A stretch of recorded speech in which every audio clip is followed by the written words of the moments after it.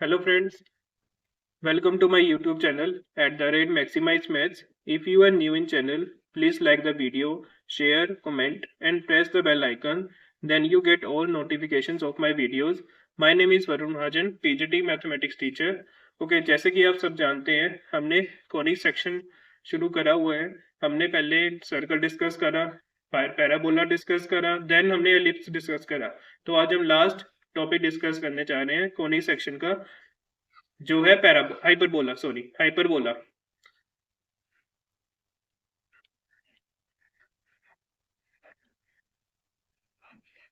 Okay, as you know eccentricity क्या होती है? Eccentricity that is the ratio P F over P L. Okay, constant value होती है, ठीक है। और हाइपरबोला की एसेंट्रिसिटी ग्रेटर देन 1 होती है। ओके, आपको ग्रेटर देन 1 एसेंट्रिसिटी होती है हाइपरबोला की। आपको ऐसे पॉइंट फाइंड आउट करने हैं जो कि 1 से बड़े हों, और वहां पे आपको की हाइपरबोला की फॉर्मेशन हो जाएगी उस पॉइंट पे, ठीक है। ग्रेटर देन 1 एसेंट्रिसिटी होनी चाहिए हाइपरबोला की। तो ड्रॉ करते हैं, एक डायरेक्ट्रिक्स ड्रॉ कर लेते हैं एल, और एक फोकस ड्रॉ कर लेते हैं जिसका डिस्टेंस फोकस से लाइन तक, डायरेक्ट्रिक्स तक 12 सेंटीमीटर है। ओके, तो यहाँ पे हम ले लेते हैं, यहाँ पे पी पॉइंट ले लेते हैं, ठीक है। हमें चाहिए ग्रेटर देन 1। ओके, हम 2 कंसीडर करके चलते हैं जिसकी सेंटिसिटी ग्रेटर देन 1 हो, मतलब 2 आनी चाहिए। तो 2 या 8 ले लेते हैं यहाँ पे लेंथ पी एफ की। ओके, और पी एल की लेंथ ले लेते हैं 4। इसी केस में हमारे पास 2 आएगी। Okay, let's see P F कितना है, दैट इज 8, और पी एल की लेंथ कितनी है, 4। आपके पास कितनी सेंटिसिटी आ गई, 2। इट मींस आपको इस पॉइंट पे क्या मिल गया, हाइपरबोला मिल गया। ओके, सेम अगर लेफ्ट हैंड साइड देखें, लेफ्ट हैंड साइड हम यहाँ पे पॉइंट डिस्कस ले लेते हैं, पॉइंट पी डैश, और यहाँ पे अगेन डायरेक्ट्रिक्स तक का जो डिस्टेंस है 12 सेंटीमीटर। ओके, तो सी देखो P dash F E is equal to P dash F over P dash L तक का जो डिस्टेंस कितना होगा, पी डैश एफ 12 और 12 24, और P dash L that is 12। Okay, 12 to the 24, again आपको एसेंट्रिसिटी कितनी मिल गई, 2। इट मींस आपको यहाँ पे हाइपरबोला मिल गया, ठीक है। अब इस हाइपरबोला की डायरेक्ट्रिक्स यहाँ पे ले लेते हैं, ये आपके पास डायरेक्ट्रिक्स आ गई से L1 L2 ले लेते हैं यहाँ पे, और इसका फोकस यहाँ पे ले लेते हैं, ठीक है। एफ डैश दे देते हैं नाम इसको, एफ आ गया, ठीक है। अब इस हाइपरबोला की जो डायरेक्ट्रिक्स है वो L1 है, और हाई फोकस है जो एफ है, ठीक है। और लेफ्ट हैंड साइड में जो हाइपरबोला है उसकी directrix L2 and focus F dash. देखिए ये ऑलवेज इन पेयर्स, ये पेयर्स की फॉर्मेशन में होते हैं, directrix and focus. Okay, I hope समझ आ गया होगा आपको हाइपरबोला कैसे मिलेगा। आपको एसेंट्रिसिटी ग्रेटर देन 1 होनी चाहिए, तो आपको उस पॉइंट पे चेक करनी है, ठीक है। इस पॉइंट पे आपको हाइपरबोला मिलता है, ठीक है। Now tell me inside and outside region. देखिए आपके पास सामने सर्कल गिवन है, सर्कल का इनसाइड रीजन क्या होगा, आउटसाइड रीजन क्या होगा, आप जल्दी से बता दोगे कि सर्कल का इनसाइड रीजन ये है और आउटसाइड रीजन ये है, और एलिप्स का इनसाइड रीजन अब ये जल्दी से बता दोगे, इसमें कोई प्रॉब्लम नहीं होगी आपको बताने में। और आउटसाइड ये दिस वन। अगर आप पैराबोला का बताने चाहो, आप कैसे बताओगे? पैराबोला और हाइपरबोला कैसे बताओगे कि इनसाइड रीजन कहाँ पे और आउटसाइड रीजन कहाँ पे है?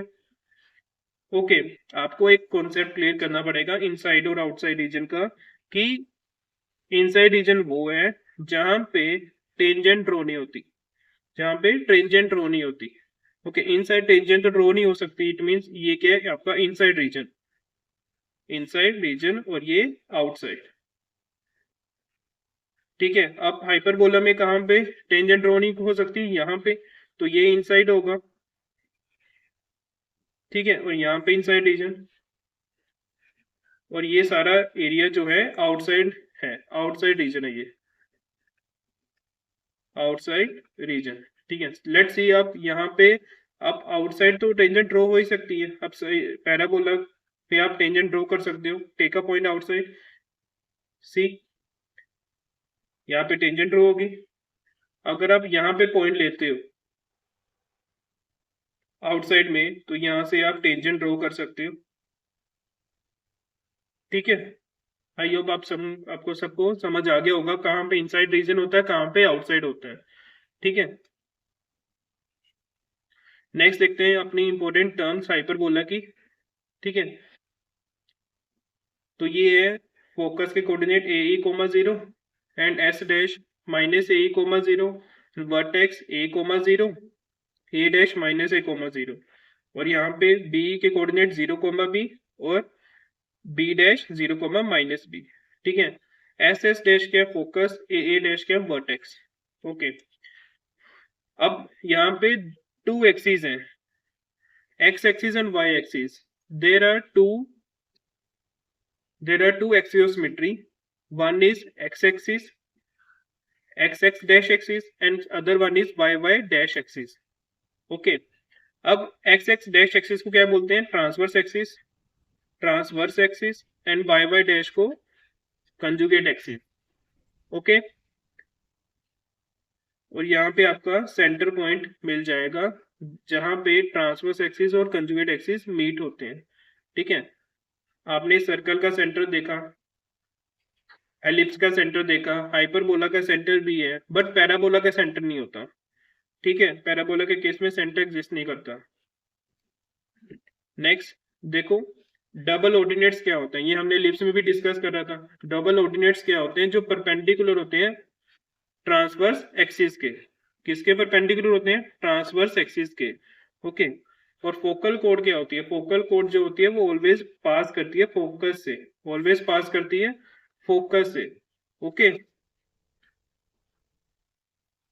take a point P lie on the hyperbola. If you take distance P to S dash, P to S dash, that is called focal distance. If you take distance S dash to Q, that is called focal distance of S dash Q. Okay, और ये directrix की equation x is equal to a e, और left hand side x is equal to minus a over e. Next है latus rectum क्या होती है, length of the latus rectum. length of the latest rectum, that is the passes through the focus, passes through the focus, जो double ordinate होती है।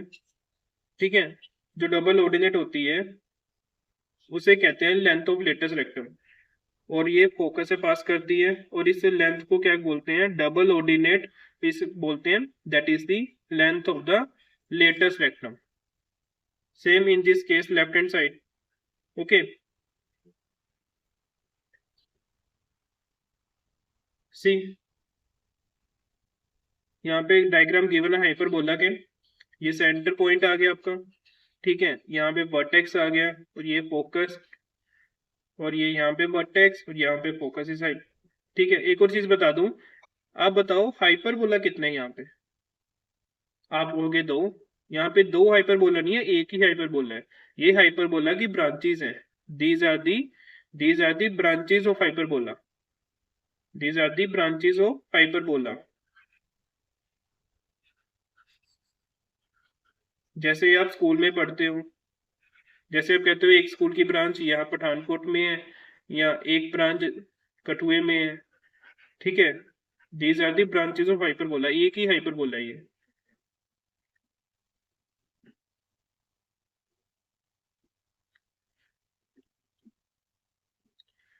अब यहाँ पे कुछ डेफिनेशंस है, इंपॉर्टेंट पॉइंट्स हैं और नोट्स हैं।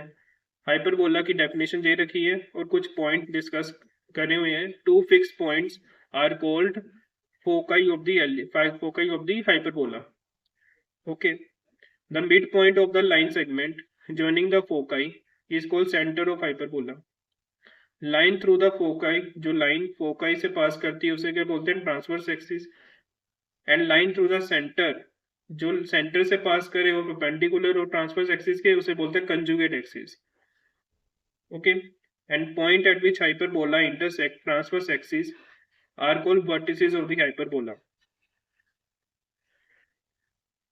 Distance between two foci, that is 2 times c. Distance between two vertices 2 times a.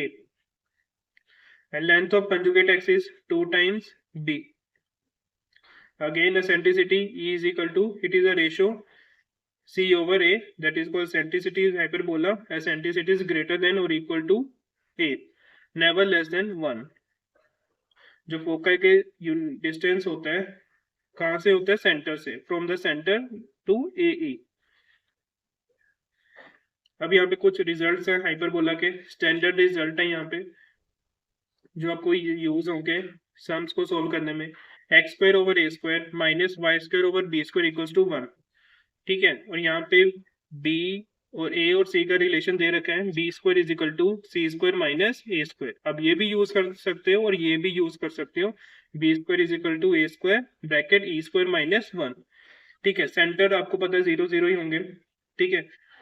Transverse axis, equation of transverse axis, अगर ये हाइपरबोला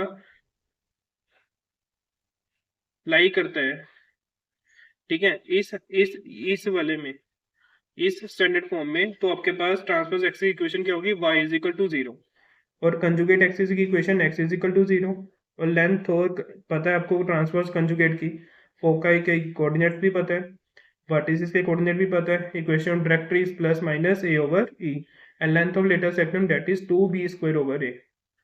और इस हाइपरबोला के रिजल्ट्स ये भी दे रखे हैं, अगर यहाँ पे y 0 है तो यहाँ पे क्या होगा, x 0, अगर x 0 है तो यहाँ पे y 0, और यहाँ पे ध्यान रखना b स्क्वायर इस तरफ होता है, ठीक है, minus y square over a square. और यहाँ पे फोकस के कोऑर्डिनेट क्या होंगे, 0 comma plus minus c, okay, vertices के 0 comma plus minus a, and directrix के equation y is equal to plus minus a over e, और length of latus rectum that is same.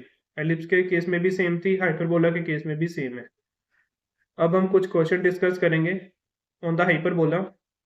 Okay, find the coordinates of the foci, vertices, eccentricity and length of latest rectum of the hyperbola। अब हमें hyperbola की equation given है, x square over 16 minus y square over 9 equals to 1। हमें foci, vertices, eccentricity, length of latest rectum निकालनी है, ठीक है। तो सबसे पहले आप इसको कंपेयर करोगे, compare x square over a square minus y square over b square equals to 1। तो अब जब कंपेयर करोगे, ए स्क्वायर की वैल्यू कितनी आएगी 16, एंड बी स्क्वायर की वैल्यू कितनी आएगी 9। यहाँ से ए की वैल्यू कितनी आ गई 4, और बी की वैल्यू कितनी आ गई 3। आपके पास एक रिलेशन होता है ए बी सी का, that is c square is equal to A square plus B square. C square is equal to a is a square, a कितना 4, 16, 3 का square 9, c is equal to under root of 25, c आपके पास कितनी value होगी 5, okay, ठीक है। Foci के coordinates क्या होंगे, फोकाई के c plus minus c comma 0, तो क्या आएंगे प्लस माइनस 5 कोमा 0, और वर्टिसेस के प्लस माइनस a कोमा 0, तो आपके पास a की वैल्यू कितनी है प्लस माइनस 4 कोमा 0, ठीक है। eccentricity E is equal to c over a, c 5 and a is 4, okay। Next one is length of latest rectum, length of latest rectum, क्या formula आपके पास, length of latus rectum का 2b square over a, 2b की value कितनी है 3, 3 का square over a is 4, 2 to the 4, 9 over 2, that is the length of latest rectum, okay। Next question देखते हैं, find the coordinates of the foci, vertices, eccentricity, length of latest rectum. Again अब यहाँ पे hyperbola की equation different है। Second hyperbola आपको given है standard form, तो आपने इसको कंपेयर करना है y square over x square minus x square over b square equals to 1। तो आपके पास एक्स स्क्वायर कितना आ गया, सॉरी ए स्क्वायर की वैल्यू कितनी आ गई 9, ए आपके पास आ गया 3, देन बी स्क्वायर आपके पास आ गया 27। तो जब आप स्क्वायर निकालोगे इसका क्या आएगा 3√3 तो सी आप निकाल सकते हो is equal to A square plus B square. C square is equal to A square is 9 plus B square is 27। तो under root of 27 plus 9, 9 plus 27 36, 36 का स्क्वायर रूट डेट इज 6। ठीक है, फोकाई के कोऑर्डिनेट्स क्या हो गया plus minus c comma 0, it means plus minus c की value कितनी है 6 कोमा 0। सॉरी ये दूसरा हाइपर बोला है, तो क्या आएगा 0 कोमा प्लस माइनस सी, तो 0 कोमा प्लस माइनस क्या आएगा 6। ठीक है, देन वर्टिस इसके आएंगे 0 कोमा प्लस माइनस ए, तो 0 कोमा प्लस माइनस ए की वैल्यू 3। ठीक है, आगे एसेंट्रिसिटी सी ओवर ए, सी की वैल्यू 6, ए कितना है 3, तो कितना आ गया 2, c greater than 1। Okay, next length of latest rectum, आपको फॉर्मूला पता है 2b square over a, 2b square is 27 and a is 3, 3 9 the 27, 9 to the 18 is the latest rectum। Okay, next question discuss करते हैं हम। Next question है find the coordinates of the foci and vertices, eccentricity and length of latus rectum. Okay, सबसे पहले आपको इस equation को hyperbola की फॉर्म में बनाना पड़ेगा। तो आपके पास कांस्टेंट कितना 36, इट मींस कांस्टेंट 36 को डिवाइड कर दो, 9y square over 36 minus 4x square over 36 equals to 36 over 36। यहाँ पे 1 आ जाएगा, तो यहाँ पे आएगा y square over 4 minus x square over 9। Okay, hyperbola की क्वेश्चन आ गई, तो इसको आपने कंपेयर करना है y square over a square minus x square over b square equals to 1।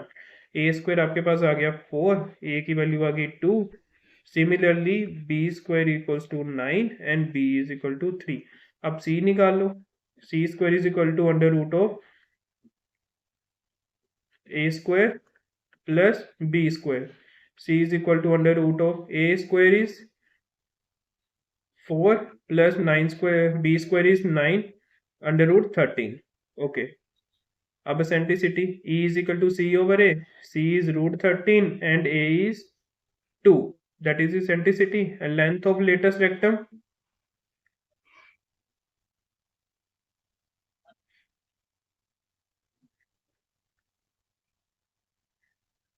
length of latest rectum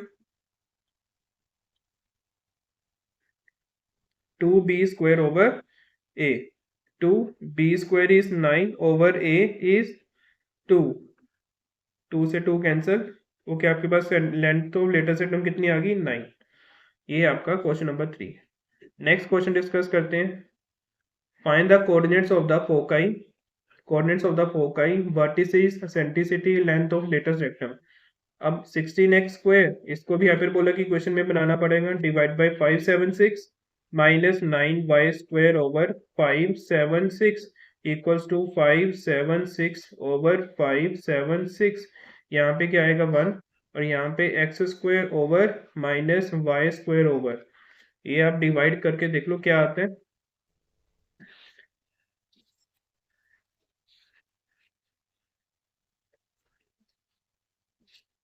यहाँ पे आएगा 36 और 64।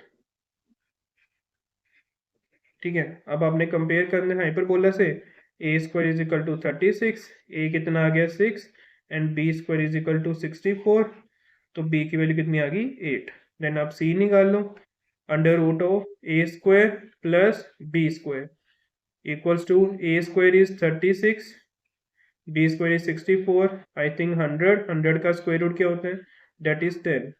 ठीक है, तो एसेंट्रिसिटी सी ओवर ए, सी की लेंथ कितनी है, सी निकाला अभी 10 और ए कितना आपके पास 6, 2 5 द 10, 2 3 द 6। ठीक है, 5/3 that is the eccentricity and length of latus rectum that is 2b square over a, 2b square is 64 and a is 6, 6, 2 1 the 2, 2 3 the 6, 64 over 3, that is the latest rectum, length of latest rectum of this question number 4। I hope ये जो questions कर रहे हैं समझ आए होंगे आपको। Next question, fifth question number है, find the equation of hyperbola with foci 0, ±3 and vertices is 0, ± under root 11/2।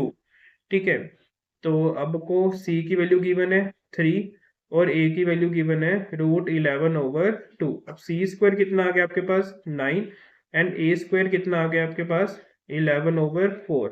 ठीक है, तो आपको फॉर्मूला पता है C square is equal to A square plus B square, यहाँ से बी स्क्वायर की वैल्यू निकाल लेते हैं, C square minus A square equals to B square.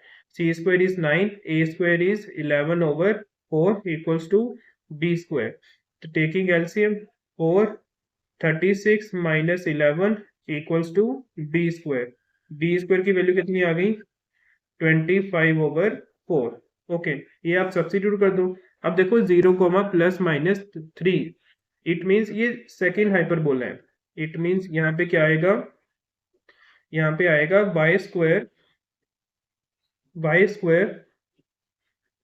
Over a square is 11/4 minus x square over b square is 25/4 equals to 1। अगर आप इसके equation को ठीक करोगे तो क्या आएगा 4y² minus 4x² equals to 4y² over 11 तो नीचे रहेगा, यहाँ पे 25 आ जाएगा और इक्वल्स टू 1। ठीक है, इस टाइप का आपके पास हाइपरबोला की इक्वेशन फॉर्म हो जाएगी।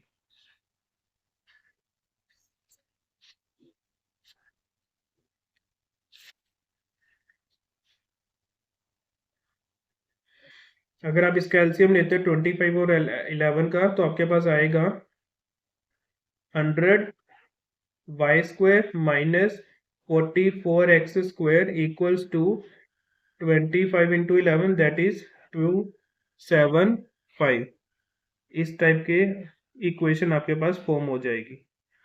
Okay, that is the required equation. I hope ये क्वेश्चन जो डिस्कस करें आपको समझ आए होंगे। Thanks for watching my video, thank you very much.